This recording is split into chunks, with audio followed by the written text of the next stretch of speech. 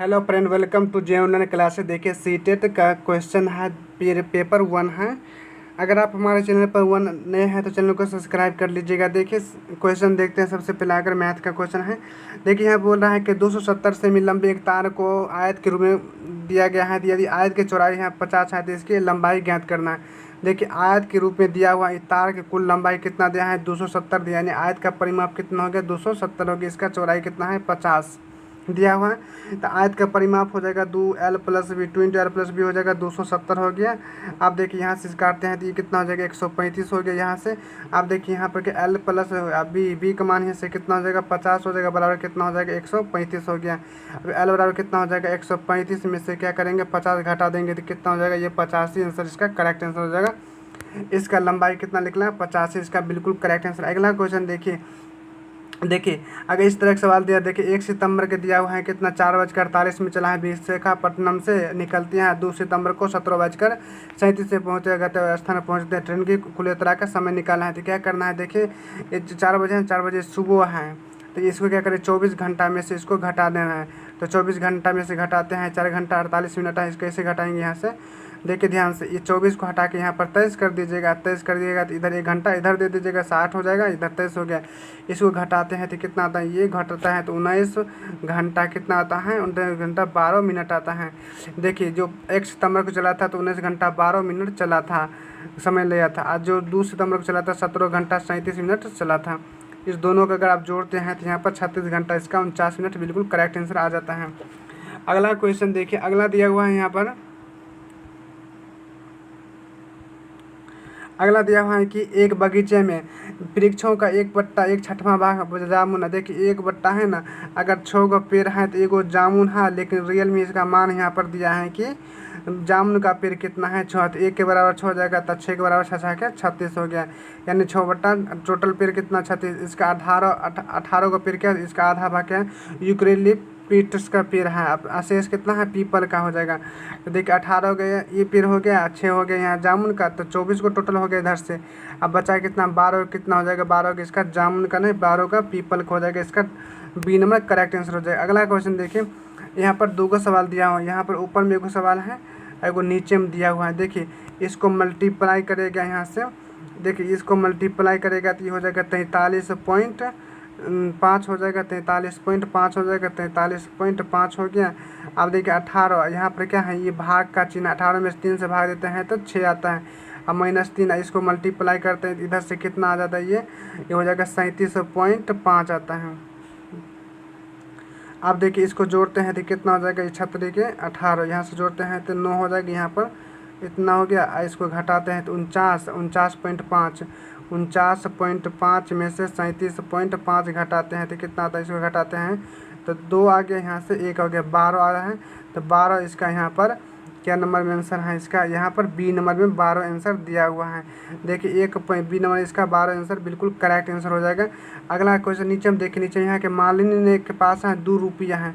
मालिनी के पास 2 रुपया और 5 रुपया सिक्के हैं। यदि उनके पास कुल सिक्कों के 36 हैं, देखिए कुल सिक्का जो है 36 है, उनके पासों कुल सिक्के का रुपया जो है ना 105 है। देखिए x + y का मान कितना हो जाएगा, यानी 36 हो गया, और 2x + 5x 5y का टोटल रुपया ये हो गया तो 105 हो गया। इसको आप अगर हल करते हैं तो आपको यहाँ से आंसर निकल जाए, लेकिन हम ऑप्शन बैठाते हैं। देखिए ऑप्शन बैठाते हैं, सबको जोड़ते हैं तो 36 आ रहा है। अब देखिए ये 2 रुपया का सिक्का है, x का मान यहाँ पर 21 रखते हैं तो 21 दूना यहाँ पर 42 आता है, और इसका मान यहाँ पर क्या करता है, जो 15 × 5 = 75 आता है। मतलब y का मान यहाँ पर 15 देते हैं, x का मान यहाँ पर ये देते हैं, तो नहीं लिख रहा है इसका आंसर। अब देखिए x का मान यहाँ पर कितना है, 25 देते हैं तो 25 दूना 50 हो जाएगा। y का मान यहाँ से 11 देते हैं, 11 के करते हैं कितना से 5 से, 11 × 5 = 55 हो जाएगा। यानी 55 और 50 को जोड़ते हैं तो कितना होता है, 55 और 50 को जोड़ेंगे तो 105 हो जाएगा। यानी इसका क्या हो जाएगा, बी नंबर बिल्कुल करेक्ट आंसर हो जाएगा। अगला क्वेश्चन देखिए, अगला दिया है कि वो संख्या क्या है जो 88 और 160 को विभाजित करने पर क्रमशः शेष 3 और 7 बचे। देखिए इनमें से कोई सा ऑप्शन एक उठा लीजिए और उसमें भाग दे के देखिए। 160 में हम 17 उठाते हैं, 17 से इसमें भाग देते हैं, 17 × 5 = 85 हो गया। यहाँ से शेष कितना बचा, 3 बचा। एगो तो ये सही निकल गया यहाँ से। आप फिर क्या करते हैं, 160 में क्या करते हैं, 17 से भाग देते हैं तो 17 नमा 153 आता है, घटाते हैं तो कितना आता है 7 आता है। ये भी सही हो गया, इसका 17 बिल्कुल करेक्ट आंसर हो जाएगा।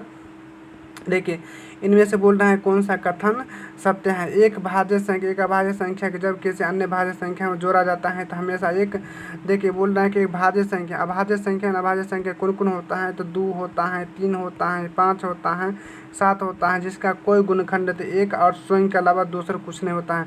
अगर इसको जोड़ते हैं अन्य भाज्य संख्या के साथ तब क्या होता है, वो हमेशा अभाज्य संख्या। देखिए इस दोनों को जोड़ते हैं 5 आता है, अभाज्य संख्या तो हो गया, लेकिन इस दोनों को जोड़ते हैं तो कितना 8 आता है। ये भाज्य संख्या थी तो ये क्या हो गया सम संख्या हो जाता है यहाँ से। इस दोनों को जोड़ते ये भाज्य अभाज्य संख्या, इस दोनों को जोड़ते हैं फिर यहाँ से क्या हो गया ये सम संख्या हो गया। इस तरह के बोल रहा है, लेकिन कहाँ हो रहा है सम संख्या भी आ जाता है, ये भी गलत हो जाएगा। एक भाज्य अभाज्य संख्या है जो किसी अन्य भाज्य संख्या गुना, अब देखिए 2 और 3 को गुना करते 3 दूना 6, बोल रहा अभाज्य संख्या ये आ गया, नहीं आया है। अगर 3 को अगर 5 को गुना करते हैं तो 3 5 15 होता है। ये देखिए अभाज्य संख्या आ रहा नहीं आ रहा है, इसमें 1 से 3 से और 5 से लग रहा है नहीं आ रहा है। ये भी 2 नंबर भी इसका गलत होगा। अभाज्य संख्या गुणनखंड नहीं होता है, अभाज्य संख्या गुणनखंड नहीं होता है। 1 और 5 होता है अभाज्य, 2 को तो गुणनखंड हो रहा है, ये भी गलत हो रहा है इसका। लेकिन यह अपरिमित रूप से अनेक इसका हो, इसका डी नंबर बिल्कुल करेक्ट आंसर हो जाएगा। अगला है 8 सेमी और 10 सेमी भुजा वाले एक आयत को 4 भागों में बांट। देखिए एक आयत यहाँ से ये हो गया आयत, इसका 4 भाग में बांट दिया, बट के 4 भागों में। लंबाई इसका 10 चौड़ाई कितना हो गया इसका 8, इसका चौड़ाई आप 4 हो जाएगी, इसका 4, इसका 5 हो जाएगा, इसका 5 होगा। अब इस आयत का पूछ रहा है कि इसका क्या परिमाप कितना होगा। देखिए 5 होगा, इसका 4 होगा, ये भी 4 ये 5 हो जाएगा, इसका परिमाप 5 दूना 10 हो जाएगा और 4 4 8 हो जाएगा, 10 8 18 इसका होगा परिमाप हो गया है। अगला क्वेश्चन देखिए, अगला दिया है कि 4 अंकों की एक संख्या में सैकड़ा का स्थान पर क्या होना चाहिए। देखिए इसको क्या करिएगा 1 2 3 4 करके लिख दीजिएगा। 4 अंकों संख्या हो गया सैकड़ा, इकाई दाएं सैकड़ा, यानी सैकड़ा का स्थान पर 0 होना चाहिए। दाहाई के स्थान का अंक इकाई का स्थान का दुगुना हो चाहिए। दाहाई का स्थान का एक है ना, यानी ई अंक है ना, इसके तुलना में ये दुगुना होना चाहिए, 2 गुना पर होना चाहिए। देखिए यहाँ पर 3 दूना 6, 3 गुना ये भी नहीं हो रहा है, ये भी नहीं हो रहा है, लेकिन ये सी नंबर इसका हो रहा है। और आगे देखिए आगे क्या बोले, जबकि 1000वां स्थान पर क्या है अंकों इकाई का स्थान के 3 गुना होना चाहिए। यहाँ पर अगर 2 रखते हैं इसका 2 गुना ये 4 हो जाता है, इसका 3 गुना यहाँ पर कितना हो जाएगा, ये 3 गुना यहाँ पर 6 हो जाएगा। ये संख्या इसका बिल्कुल करेक्ट आंसर हो रहा है, सी नंबर बिल्कुल करेक्ट आंसर हो जाएगा। अगला है अवरोही क्रम में व्यवस्थित करने के लिए बोला निम्नलिखित कौन सा कथन तीसरा स्थान पर होगा। देखिए इसमें देखिए अवरोही बोल रहा है, अवरोही यानी इस घटते करने बोल रहे हैं। तो सबसे पहले बड़ा वाला को लिखे, बड़ा इसमें कौन होगा इसको ध्यान से आपको देखना होगा। देखिए सब में 9 9 है, बड़ा इसमें कौन है, देखिए सबसे बड़ा यहाँ पर कौन हो जाएगा, बड़ा यहाँ ये हो जाएगा। देखिए यहाँ पर 0 है, यहाँ पर 0 है, यहाँ पर भी 0 है, ये देखिए यहाँ पर ये नहीं 0 है, और यहाँ पर देखिए बड़ा ये हो जाएगा, यानी 0.99 हो जाएगा। और इसके ये बड़ा हो गया और इससे छोटा ये हो जाएगा। अब काहे छोटा होगा, कहे कि यहाँ पर 9 है, यहाँ पर 0 है, इस दोनों से भी ये छोटा हो जाएगा, क्योंकि इसके बाद यहाँ पर 90, यहाँ पर 99 आ रहा है, यहाँ पर 909 हो रहा है या 99 हो रहा है, 099 या 909 ये हो जाएगा इसका 0.990 हो जाएगा। इसके बाद जो आएगा ये संख्या आ रहा है, ये संख्या यहाँ पर क्या है, यहाँ पर बी नंबर है, इसका करेक्ट आंसर हो जाएगा।